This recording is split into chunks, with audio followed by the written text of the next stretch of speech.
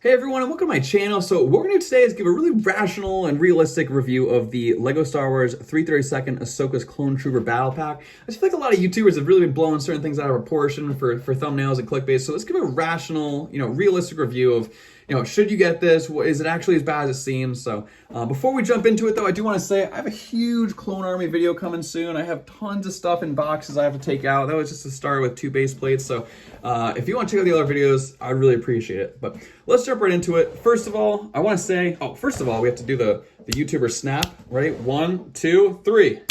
Perfect. So with the snap of a finger, we have our set built, and I have a couple modifications that you can probably see if you know the set really well by this point. I'm going to go into a really rational review on this. I think a lot of people on YouTube have to give an extreme yes or extreme no on these reviews, so I hope this really rational viewpoint is pretty understandable and everyone will agree. So first thing, we have pros and cons. That's the main meat of this video that I'm going to say is the pros.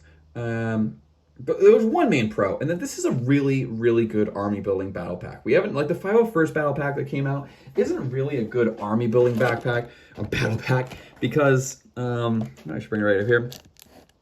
They're first of all, they're not basic 501st troopers. They're like a niche thing that's kind of expanded universe from Battlefront, so you probably wouldn't want to build an army. You get 3 different types, and yeah, I don't think that's a good army builder. Where this one you get 3 unnamed and 1 Vaughn who, without the visor, you can tell I didn't put any of the accessories on. Without the visor, he looks a lot like a normal unnamed character. And in some of the other videos I saw of people buying 20 of these sets the first opening day, they did just throw him in the back of the army, and no one knew. Even though I know this set really well, and I couldn't tell because he's in the back of the army, he's filtered in. So I think that's great. It's just like that 8014 battle pack that we got, where you could take the commander visor and waist cape off, and then you have 3 normal clones and then 1 other clone. Now the gunner was still armyable, and Vaughn is not really armyable because he's you don't want an army of Vaughns.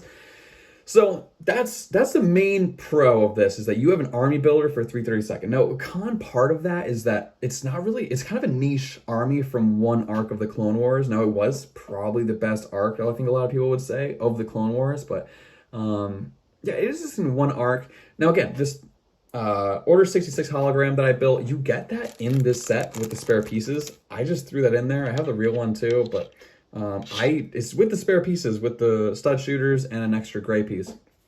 So I really like that. I saw that on, I don't know where I saw that recently, but I think that's a really cool idea. And that does, I guess, identify him as Vaughn. But when I build an army, I'm not going to obviously have that.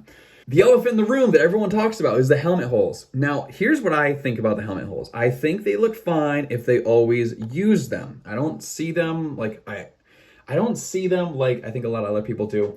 But the issue is that I have 20 helmet holeless figures right here from the AAT a couple years ago.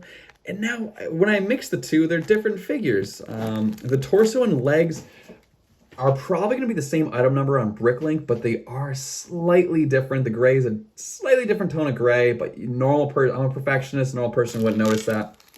The helmet's the biggest difference. You have helmet holes in the new ones, and the printing's a different. This is almost sponge-like. It's not a perfectly orange coat, where these are orange. Like this is orange. So, yeah, I wish they were consistent, whether it was holes or holeless. That's my opinion. So, leave in the comments what you think too. Like if you really do feel strongly one way, let me know, and maybe I'll change my mind.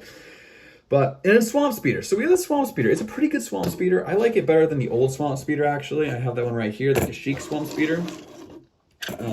And yeah, I think I like it better. They're both good in different ways. This one's bigger. This one's, I think, is more neat and tidy. I think it's great.